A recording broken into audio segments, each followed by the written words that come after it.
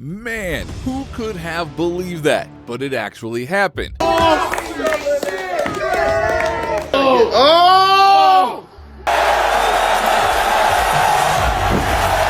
Justin Gaethje just sensationally beat Ilia Topuria, taking the belt in one of the craziest nights in UFC history.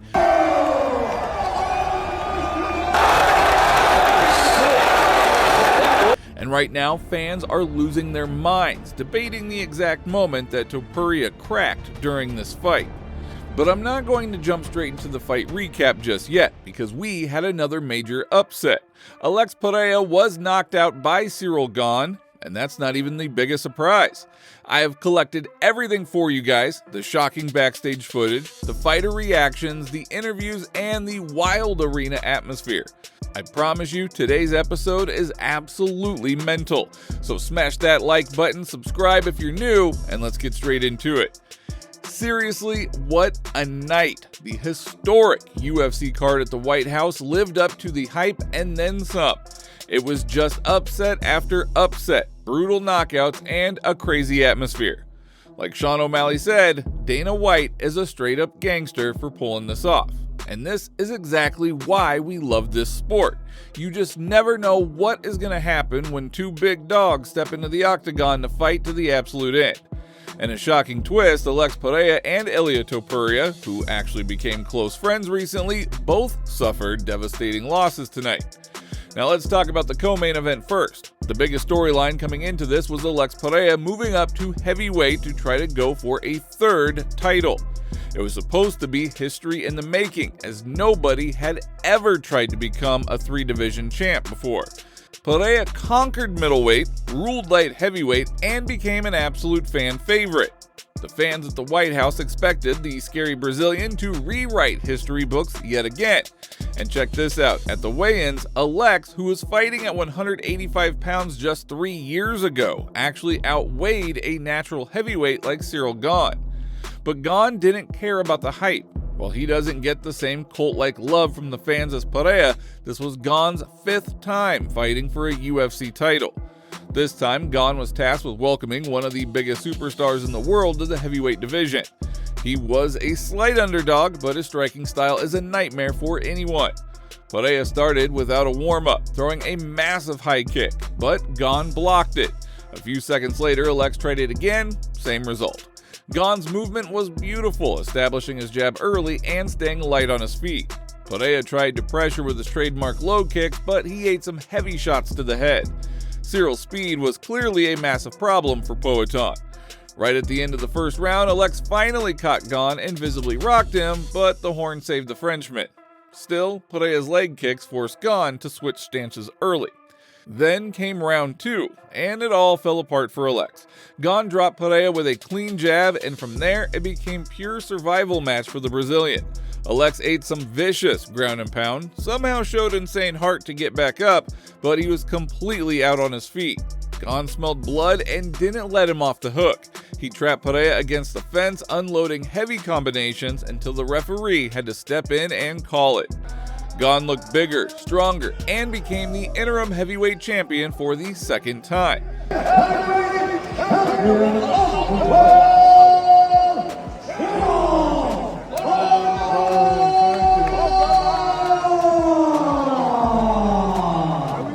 Pereira still made history by daring to be great, but the heavyweight experiment failed hard tonight. Now, before we get to the main event, the Americans had a pretty massive night. Sean O'Malley and Josh Hokit put on a show with spectacular knockouts. O'Malley is already demanding a title shot after his performance. I feel like $1 million. Hopefully I got a performance bonus. I would think I should. Meanwhile, Josh Hokit went full heel mode in his post-fight interview, trolling Alex Pereira and even taking a wild jab at Michelle Obama, calling her a man. Alex Pereira, I want a shama on your mama. And lastly, Michelle Obama is a man. Am I right, America?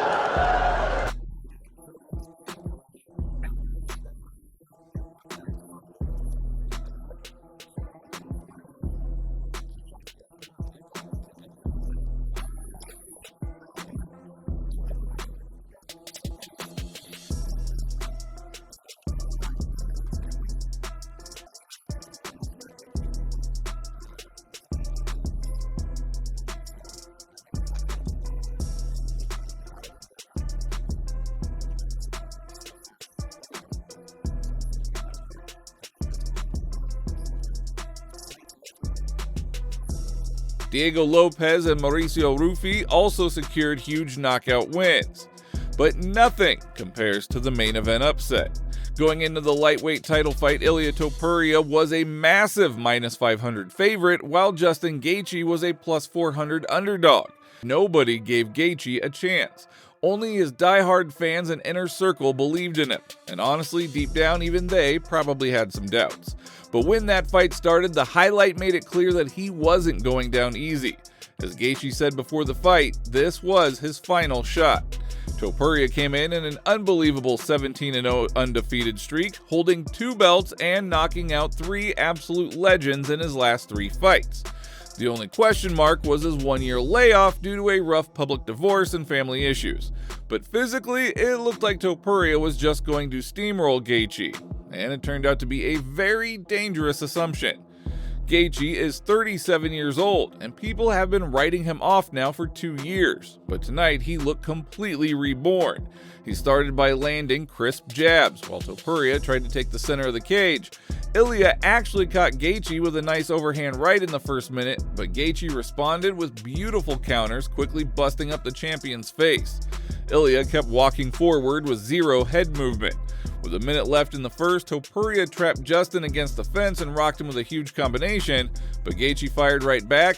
I think Ilia, early on, he just walked straight forward. Ilia walked him down, didn't do no feints, just straight walked at him. And he hit a lot of jabs right in the beginning. If people watch that first round, that first minute, you're gonna see a lot of mistakes that Ilia just made. He just like walked right through him. I don't think he respected him too much, you know, he just came right at him and he paid the price. Round 2, more of the same. Topuria kept marching forward like the Terminator, but he started attacking the body more. He landed a brutal shot to the liver that dropped Gaethje to the canvas. But instead of finishing with strikes, Topuria inexplicably tried to search for a submission. But Gaethje, with his wrestling background, defended the takedowns with ease and managed to survive the round. And you thought he was can you talk about what you experienced in there with him? I mean, he's very good. I mean, my liver still hurts right now. Those body shots were crazy. I mean, he was really, really fast, but, you know, when he didn't get the finish at the end of the second round, I think it really took his spirit. And, you know, again, I said it in the press conference leading up, I was like, he really backed himself into a corner saying he's going to be so dominant. And I said it, when we go to the second round, you're going to be like, what the fuck? When we go to the third round, you're going to be like, what the fuck? And, you know, that's what I did tonight. Did you feel he was broken after he didn't get that finish? I never felt he was broken because he was so dangerous at the whole time. But in the third round, when I started landing those jabs, when he started finding his back foot, I knew something was different. And you got to... By round 3, the pace slowed down. Topuria was looking for a one-punch knockout, which made him predictable. Suddenly, Gaethje cracked Ilia with a massive right hand that completely rattled the champion. Justin tried to lock in a choke, but a bloody Topuria scrambled back to his feet, looking completely lost. Gaethje started picking him apart with uppercuts and hooks. With a minute left, Topuria was rocked again and started backing away. And at that moment, it already felt like Topuria was starting to break. In the corner, the doctor literally wanted to stop the fight because Topuria's right eye was completely swollen shut and broken, but they allowed a 4th round. Gaethje immediately scored a nice takedown, and when they got up, it was a bloody war. Ilia kept moving forward, but he was taking way too much damage. After a brutal 4th round, Topuria's corner saw enough and stopped the fight right on the stool. A sensational historic victory for Justin Gaethje.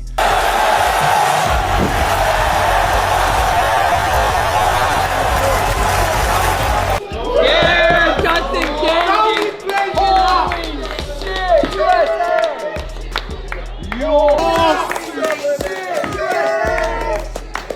You can, that's what. Can you no.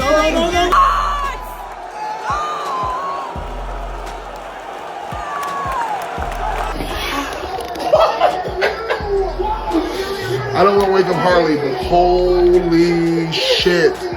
Oh, don't hurt yourself, don't hurt yourself, don't hurt yourself. Okay, I was so scared. I was like, okay, I know he's so tired for him to do a flip. Hell yeah. Wow. And you know what I mean? People within my comments, say, oh, you riding Gaethje because he's your homie. Shut the fuck up. I'll ride him because he got heavy hands and he got a strong ass jaw. Oh my God. The MMA world instantly exploded with reactions. Jake Paul went savage mode, mocking Topuria and tweeting, "Let's go America. Justin Gaethje is a beast. Ilia, such a hoe for quitting on a stool. Not even worth sparring that tiny boy." Henry Cejudo showed respect. What a fight by Gaethje, made the fight his and took Ilia to a place that he was unfamiliar with. Jamal Hill was hyped. USA in this hoe, congrats. JG made us all eat our words. This is the best Justin has ever looked. Bilal Muhammad added, "Justin is an absolute monster. He deserved this moment." Yuri Prohashka called it poetry. That fight was a beautiful story. Really inspirational performance from both. Congratulations to Justin. But the most brutal reaction came from Arman Tsarukyan. When the doctor was examining Topuria's eye, Arman tweeted, "So we're giving an extra minute to recover now?" And the moment the fight was stopped, he tweeted, "Ilia no mas Topuria." Now, for those who don't know, no mas is the Spanish phrase for no more. Absolute savage. Islam Makhachev wrote, "He who exalts himself will be humbled. There's levels in this game." The comment sections are an absolute war zone right now. Some fans are saying Topuria's career is over, while others believe that he'll come back stronger. It's crazy how MMA fans have collective amnesia. Everyone forgets the undefeated streak and some legendary wins because fans only remember your last fight. Men braver and stronger than you got in the cage last night, and some of them lost. Yeah, it's true. And now there's people on the internet going, "Oh, his life's over, his career's over, he was never all that anyway. Where was his head movement? Normally his head movement's better." Where's your head movement, pussy? Where's your fucking head movement? The reason nobody knows who you are, the reason you have no money, no fame, no notoriety is because you're a coward. You're not afraid to get in the cage and win. Nobody on the planet is afraid to have a fight and win. You're afraid to get in the cage and lose. That's what you're scared of. You're afraid of the physical damage. You're afraid of the ego damage. You're afraid of having your own illusion about yourself shattered because you believe you're this tough guy and you know so much and you know about head movement and you're so smart and you'd be UFC world champion if only you weren't so busy jerking off to porn all day. Khamzat Chimaev and Conor McGregor are both firing back in defense of Ilia Topuria.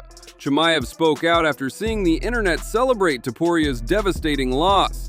Having just suffered his own first career loss recently, Khamzat related to the situation, stating, "Those who rejoice at the defeats of others will never see greatness in this sport."